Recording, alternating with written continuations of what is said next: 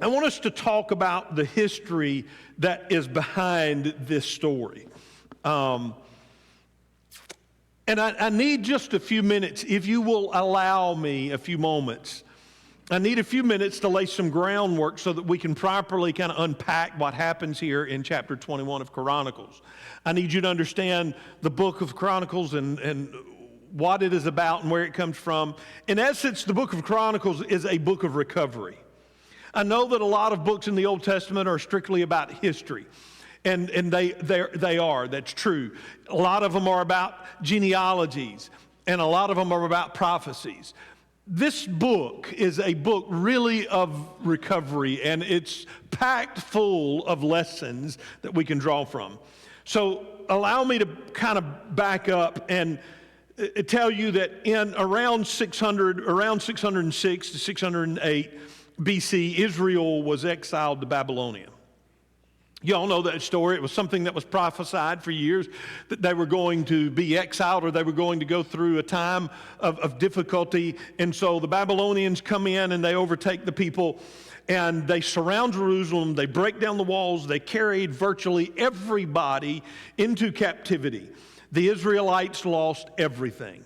Not only did they lose the battle, but they lost their home, they lost their jobs, they lost their identity, they lost their places of faith and worship, and through that they lost their religion. Many of them lost loved ones. They literally lost pretty much everything that made them whom they were.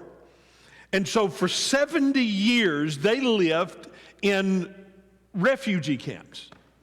They were taken back to the land or area of Babylon, and there they lived for 70 years. And during that time, and I need you to think about this, a 70-year period is longer length than a generation. So you had many children that grew up knowing much more about Babylon than they did about their own homeland. And by default, because of that, they knew the customs and the religions and the beliefs and the ways of the Babylonians more than they knew their history that was generated as people of promise when they took over the promised land. And so because of that, when they returned after that 70 years of exile, what happens is they did not win their own freedom, but the Medes and the Persians came in, and a Persian king named Cyrus comes in. They overtake the Babylonians. The Babylonian Empire falls, and when it falls, they have a kind word or an ear with King Cyrus. Because of that, he decrees that the people should be set free and go home. And that happens in waves. It doesn't happen all at once. Everybody does not return home at once. Some people chose not to return home. But I believe the number was 42,000 that initially goes home to Israel. And they were to go home and they were to reestablish the temple. And through that, they were to rebuild the temple and begin rebuilding a few things. And then later, there was another group that comes to continue that process. And so the Bible tells us about their return. Cyrus issues and open up order to all of those nations that had been conquered by Babylon. And he says, go home, open up your countries, restart your jobs and your businesses, and worship your own gods. So the Israelites do that in 536 BC. They packed up their possessions, their children. They marched 800 miles back to the Holy Land that they were given when they came out of Egypt. And when they get there, the question is, how would they recover? How would they reestablish patterns and morals and a faith that had been lost through 70 years of being in another land? To lead them in this endeavor, there are two spiritual leaders that kind of move to the forefront. One is Nehemiah, the other is Ezra. Nehemiah leads Israel in rebuilding the wall of Jerusalem so they could have safety once again. The books of Samuel and Kings records the political history of the Israelites as they return home. And it tells about how Nehemiah helps them to rebuild the wall and Ezra helps them to rebuild the temple. And the process that unfolds with that. And so these books of 1st and 2nd Samuel and 1st and 2nd King tell us the detailed history, political history of how that happened, how it transpired, how it unfolded politically. 1st and 2nd Samuel and 1st and 2nd Kings record the details. Chronicles is written by Ezra. And more than listing out the details of how that unfolds, Chronicles focuses and records the lessons. The book of Chronicles records the same history that Samuel and Kings record, but they record it from a different perspective. Why would you need those two histories? Because the first gives us the details, but Chronicles gives us the lessons spiritually that we can grow from. And a group of prophets write 1st and 2nd Samuel and 1st and 2nd Kings, but as I mentioned to you, Ezra writes the book of Chronicles, and Ezra wrote this to a discouraged people. He writes these two books to people who have been in bondage for 70 years, and upon coming back to their homeland, they may be set free, but when they come back to their homeland, there's nothing there. Their homes aren't there. It's not like someone has nicely, politely packed up their homes, and when they walk back in, it's the same furniture and it's the same setup. No. When they come back home, their temple of worship is no longer there. When they come back home, their walls that surround the city of Jerusalem, which was the central place, it's not there. And so the other area, I want you to think about this. Let me see if I can paint this picture this way. What if you were forced out of your home for a period of 5 years? 5. And then after 5 years, they said you can go back. Nobody's lived in the home. Nobody's done anything in the home. The doors have been broken down. The windows have been busted out. When you came back after 5 years, what do you think you would find? You might possibly find somebody living there. You may find wildlife living there. And so not only do you have to contend with rebuilding, but you've kind of, to a degree, you've got to reprogram the expectations and morals of the people that are around you, because for 70 years, the Assyrians and those that were around the Israelites had free rein to come and go as they wanted to do the things that they wanted to do.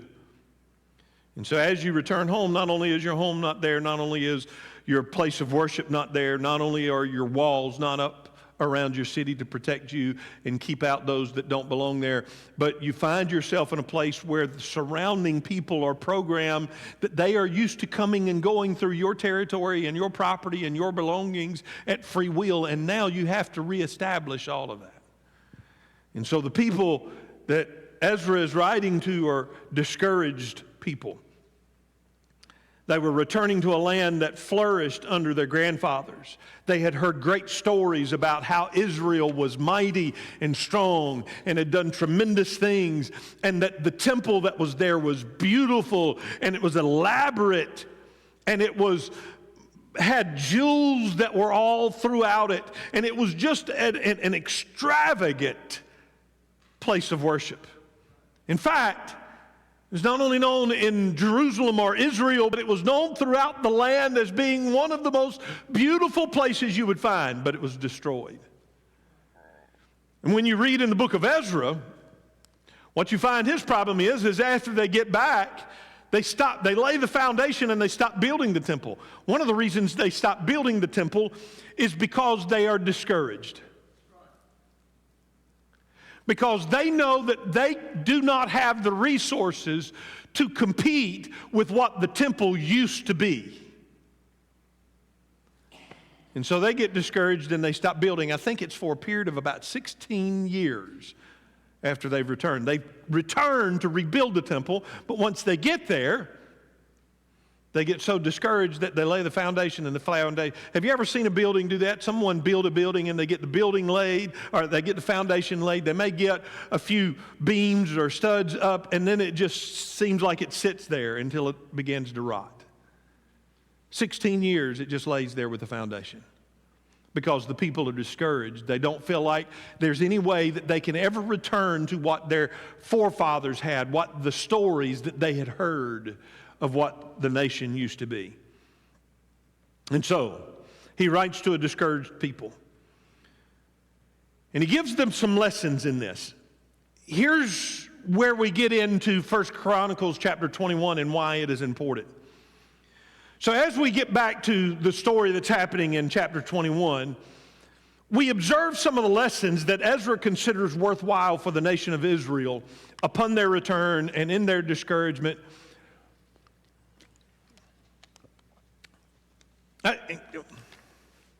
You mind if I just, I know I'm taking up a lot of time. I'll run through this fairly rapidly when we get there, but I need to tell you that that is one of the hardest things to overcome as a shepherd, as a spiritual pastor of a church,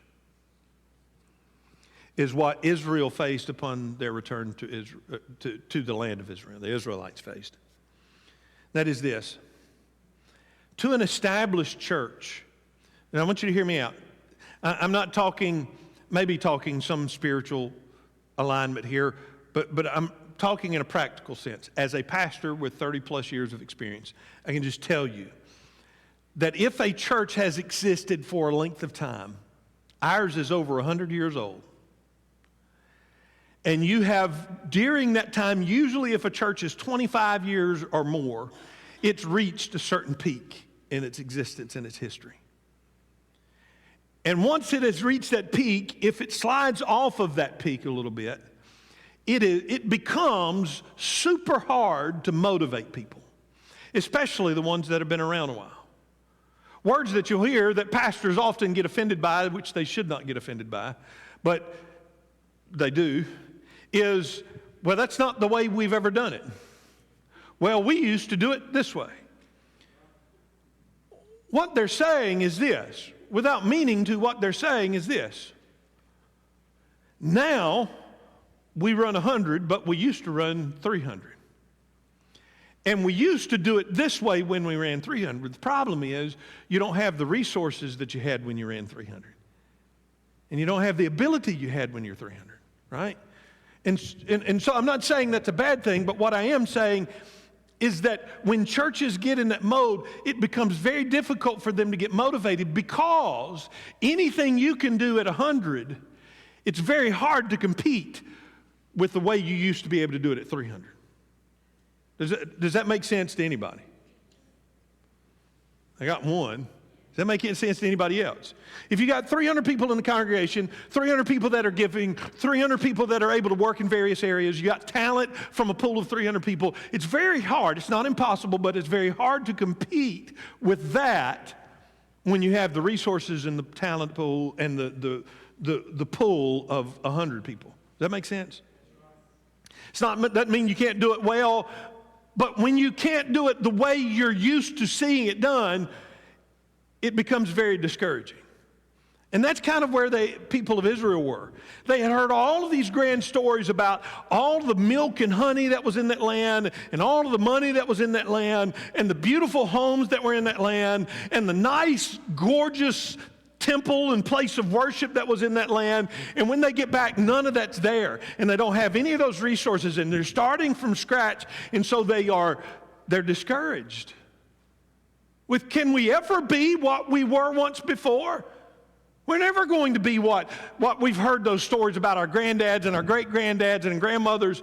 We're never going to be there. And so it's easy to get discouraged. And so when he writes this story and tells this story about David in chapter 21, it is to a discouraged people. And it is to teach some lessons that are worthwhile for them. So, this story about David. As we get into chapter 21, now that you understand the pretext of this, David was one of the greatest leaders in the history of Israel. Yet he failed many times. But through his failures, God still loved him, and God still used him. And the story of 1 Chronicles 21 is a story specifically chosen by Ezra to teach us a lesson and to teach the people of Israel a lesson about the importance and the method on restarting, or should I say revival, a restoration of relationship with God. His lesson for us out of chapter 21 is about starting over with God when we've offended him or disobeyed him. So to teach us the lesson, Ezra selects not what we would consider to be one of the major sins of David. David did some pretty gnarly things. I mean, let's face it. David, while he was king, was disrespectful in some ways. David committed adultery. David killed the wife of the woman he committed adultery. He didn't kill him with his bare hands, but he effectively made it happen. There were multiple things that David did. But this story about restoration uses none of those illustrations of David. No, this is much less innocent. This story, well, from our context, it would seem much more innocent. But he uses the story of David committing what many might consider a small sin. Ezra doesn't tell us about David's adultery, nor does he tell us about the murder of Uriah the Hittite, nor does he talk about the rebellion of his son, of David's son Absalom.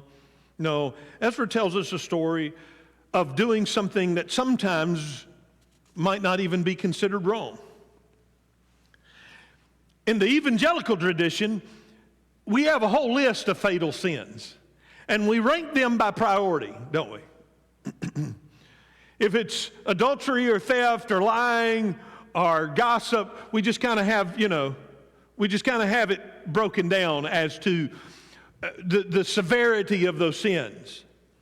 In 1 Chronicles chapter 21, David does something none of us would ever probably think of doing, nor would we look at it on the surface and think of it as a sin. We've never been tempted to do what David did that he refers to in chapter 21.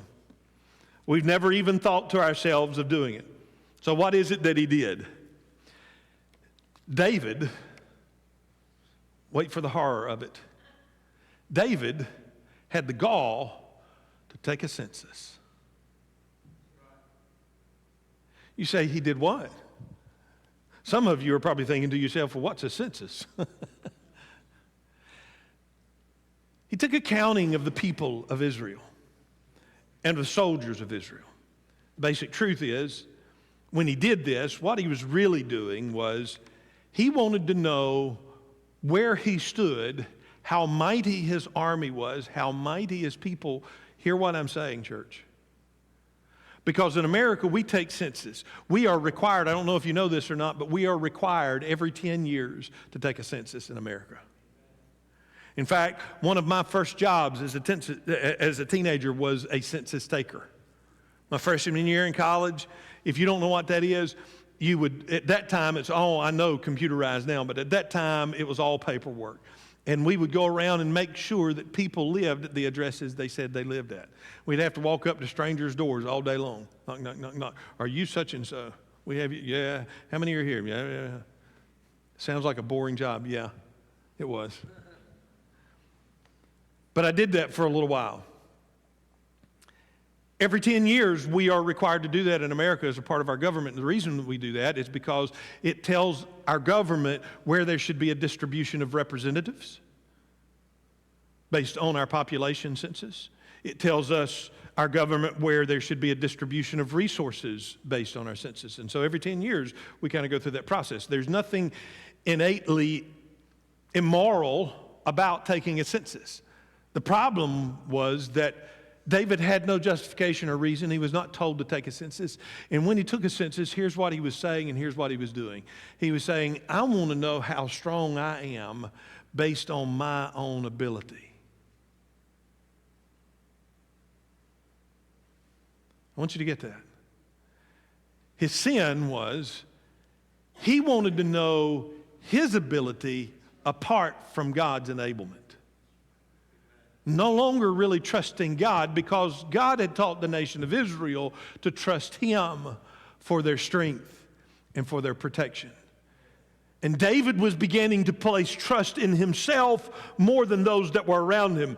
And the commander of his army, Joab, didn't like it. In fact, he pushes back on it.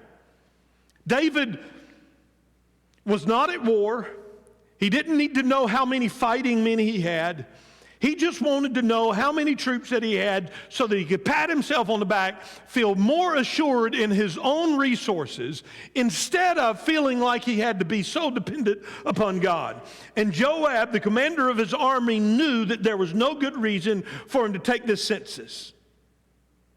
So he pushed back and he contested it with David. But the Bible tells us that David kind of prevailed in that debate and argument. And Joab said, yes, sir, I'll go ahead and take the census. So he takes the census. And Joab, the Bible tells us in verse 6, what we read, it says in verse 1 and 2 is our text. It says, Satan rose up against Israel and incited David to count the people of Israel. So David said to Joab and the commanders of the troops, go and count Israel from Beersheba to Dan and bring a report to me so that I can know their number. David wanted to have assurance in his own ability. He wanted to pat himself on the back and say, I'm the leader of this group of people. It says in verse 6, that Joab was so frustrated by it, it says, but he did not include Levi and Benjamin in the count because the king's command was detestable to him. This command was also evil in God's sight, it says. So he afflicted Israel.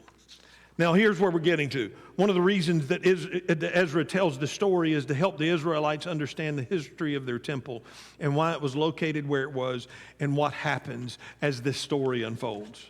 You see, their former temple was destroyed by the Babylonians, as I've told you. It's now the dwelling place of God on earth. It's the one place they were allowed to make sacrifices and to atone for their sins. It's critical that they rebuild the temple, and it's critical that they understand the importance of the temple. Then the angel of the Lord stops a plague that has started. You see, because of David's disobedience, he gives him three options. He tells David that he has three options. He can have 3 years of war, he can have 3 months of famine, or he can have 3 days of a plague. And this plague is so severe, so bad, that I believe it was something like 60 or 70,000 men and women pass away because of this plague over 3 days. It's severe. But it stops at the threshing floor of Ornan. Here we have this stop, and Ezra tells the story of why it stops at this particular place.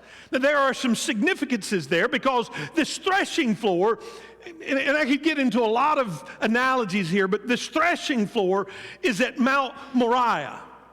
Now, if that name sounds familiar to you, Genesis chapter 22 tells us that Mount Moriah is the place that Abraham took Isaac when he was looking for a lamb to sacrifice. Remember? And Isaac was there, and God provides, and Isaac is saved. That's the same mountain. And it happens at this threshing floor. If you don't know what a threshing floor is, it's this. It's kind of a plateaued place on the edge of a mountain. And when they were harvesting wheat, the wind would blow through a threshing floor at a good pace. It usually had a fairly constant wind in this plateaued area. And so they would take what they had brought, and there they would toss it up in the air. And because the wheat was heavier than the chaff, after it was ground a little bit, the wind would kind of carry the chaff and the wheat would fall down and it would separate the two. Now I could get into a lot of prophetic analogies there as to the importance of a threshing floor and why the temple was built there. But this story tells the origins of why it was built where it was built and the significance of it. And there was more significance than the jewels that were in the walls. There was more significance to this temple than the beauty that the surrounding nations recognized in it. And Ezra tells this story. And it was about David and David's arrogance when he took the census of wanting to trust himself more than God. So, what happens at this point in David's heart is a roadmap of restoration with God. I want to see if we can dive into that today, and then we're going to follow up in 2 Chronicles next week. But here's the roadmap that I see. In verse 17, it talks about David realizing this and acknowledging it. And he says in chapter 21, verse 17, he says, "And David said unto God, is it not I that commanded the people to be numbered?"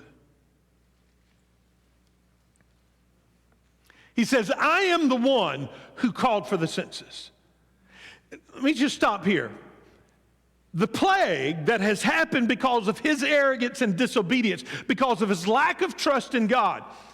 Again, when Ezra uses the analogy of David's sin, he doesn't use one of the top 5 that we would put under David.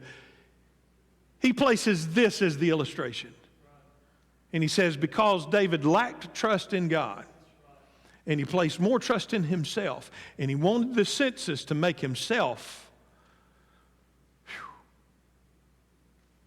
I need you to understand that I've been guilty of that before, and I believe you have been too. There's times that I have looked around me and I've been frustrated because I looked at my human resources. And I trusted my ability and my talent. I wanted to be confident in the resources that I had, rather than understanding that no matter what it looked like, my strength and my hope and my success was dependent on God, not any resources that I saw around me. Does that make sense? But that was David's sin. And because of that, he chose 3 days of plague. He said, let's have it hit, let's get it over with, and let's move on. And so out of the 3 options, 3 years of war, 3 months of famine, or 3 days of plague, he says 3 days of plague. It's so bad before the 3 days can get over with. David comes to the Lord and he says, God, aren't I the one who caused this? I'm the one who asked for the census. I am the one who has sinned and done wrong. But these people are innocent as sheep. What have they done? Oh, Lord, my God, let your anger fall against me and my family, but do not destroy your people.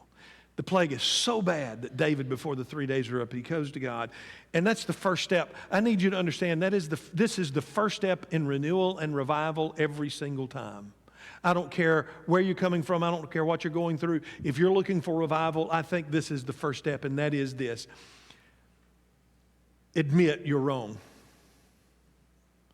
Too many times we are tempted to place it on somebody else. We're tempted to look at their sin and say, well, Lord, what about them? I took a census, but look what they did. They've been lying against you. They've been gossiping. They've been causing trouble. They've been tearing churches apart. What about them? I know I'm not the only one who's ever felt that way. But the first step in restoration and revival is not to look around at what other people are doing or how God is interacting or dealing with them.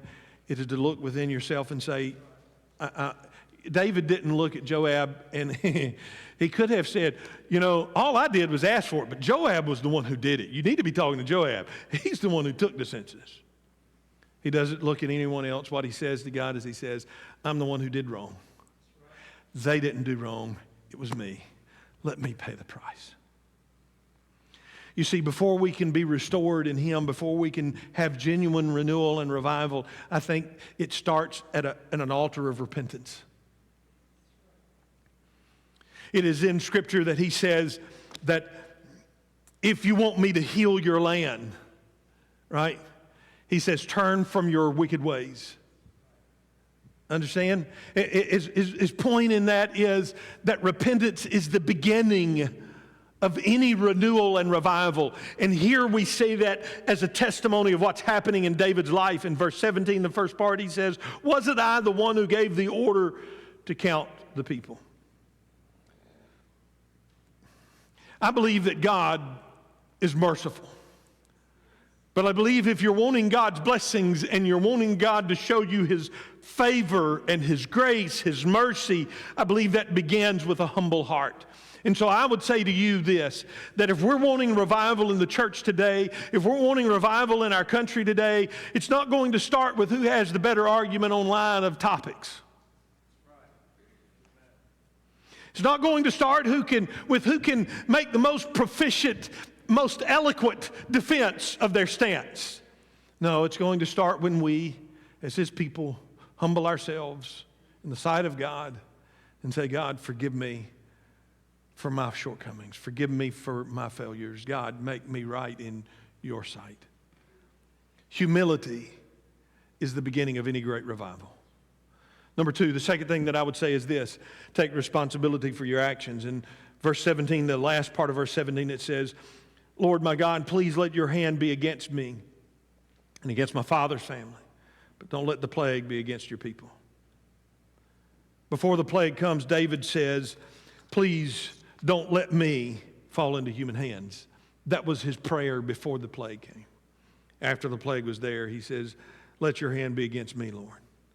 Every restart, every renewal, every revival starts by taking not only humility, but taking responsibility. You see, shortly on the heels of humility is responsibility. Humility teaches us to be responsible for ourselves. Did you get that? Humility teaches us to be responsible for ourselves. I've rarely, Lord help me, I've rarely found arrogant people who take responsibility for their own mistakes. Most arrogant people would rather highlight your mistakes, rather point at other people, would rather blame other people. But I think true humility takes responsibility for our own shortcomings.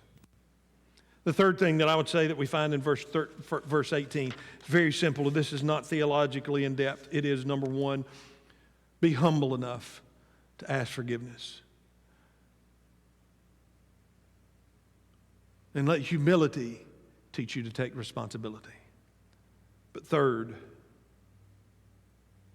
after you take responsibility, you should strive to make things right through a proper amount of praise.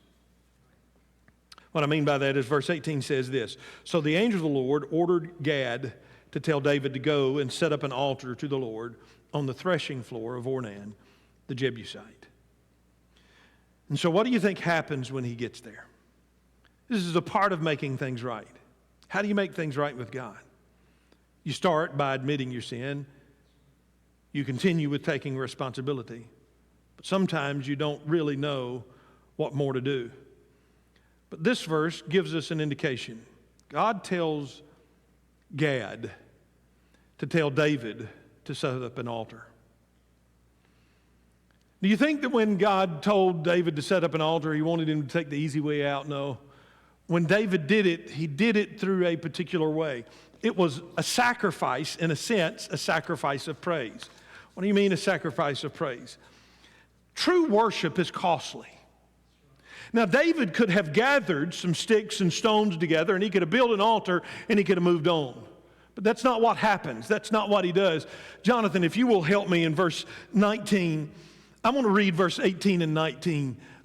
If you will, back me up to verse 18. I apologize. It says, then the angel of the Lord told Gad to instruct David to go up and build an altar to the Lord on the threshing floor of Ornan. You're reading it there, depending on the translation you're reading out of. The Jebusite. This is out of the New Living Translation. In verse 19 it says, so David went up to do what the Lord had commanded him through God. Verse 20. He says he was busy threshing wheat at the time, turned the saw and saw the angel there. His 4 sons who were with him ran away and hid. Verse 21. He says, and David came to Ornan, or depending on, again, I'm reading out of the King James Version here. This is the New Living Translation. Oranan is pronounced there. He says, Ornan looked and saw David and went out to the threshing floor and bowed himself to David with his face to the ground. Then David said to him, grant me the place of this threshing floor, that I may build an altar therein unto the Lord. Thou shalt grant it to me for the full price, that the plague may be stayed from the people. And he says to David, take it to thee. He says, take it, my Lord, and use it as you wish. I will give you the oxen for the burnt offerings, and the threshing boards for wood to build a fire and altar, and the wheat for the grain offering. I will give it all to you. I'll give the ground to you. I'll give you all the oxen. I'll give you the wood. I'll give you everything. Verse 24. He says, but King David replied, no, I insist on buying it for the full price. I will not take what is yours and give it to the Lord. I will not present burnt offerings that have cost me nothing. Here's the last thing that I would say. The last step in revival is you'll never get to renewal and revival until you're willing to pay the price of a sacrifice of praise. The New Testament talks about a sacrifice of praise in multiple places. One of the primary places that you see it is in the Gospel of John, chapter 12, when it talks about Mary and Martha. And at that time when Martha is preparing the meal, Mary pours this expensive perfume over his feet to wash his feet. Mary's perfume came from India, and it cost 300 denarii at the time. Now, if you're wondering how much that is and why that might be significant, you might be thinking to yourself, some of you have some expensive perfume. I don't use cologne. I used to. I don't put it on anymore. I got tired of it. But some of you, I smell you. You use expensive stuff. And when you talk about expensive cologne or expensive perfume, you may be thinking about $50 or $100, really expensive stuff getting in over $100. This would have been equivalent to about 1 year's salary. So you're talking about a bottle of perfume that would have been worth, in our today's culture, somewhere between $50,000 and $100,000. And she takes this perfume and she pours it upon his feet to wash his feet.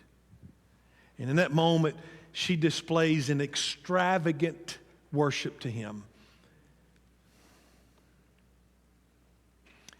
Mary's sacrifice reminds me of this story of David, where David says, I will not sacrifice to the Lord my God burnt offerings that cost me nothing. True worship, sincere worship. I want you to hear what I'm saying, church. When we come in here, I know it's after 12. Tommy, I'm over on your picture. But when we come in here and we offer to God our worship, I don't want to offend anybody, but when we come in here and Kenny leads the praise team and us in worship, or Caroline leads the praise team and us in worship, and we lift our hands and we clap and we sing and we worship God, here's the reality. That's cost us absolutely nothing. We may walk out today feeling like I've worshiped God. I've given Him sincere, honest worship, and that's good, and we need to do that. But the most sincere form of worship that you will give God is when it costs you something to do that. When you sacrifice something to make it happen. Because more than God recognizes the amount of money that comes out of your pocket, He recognizes your heart and willingness to sacrifice. More than He recognizes the beauty that comes from your vocal cords, or the fact that you can stay in rhythm when you clap on 1 and 3.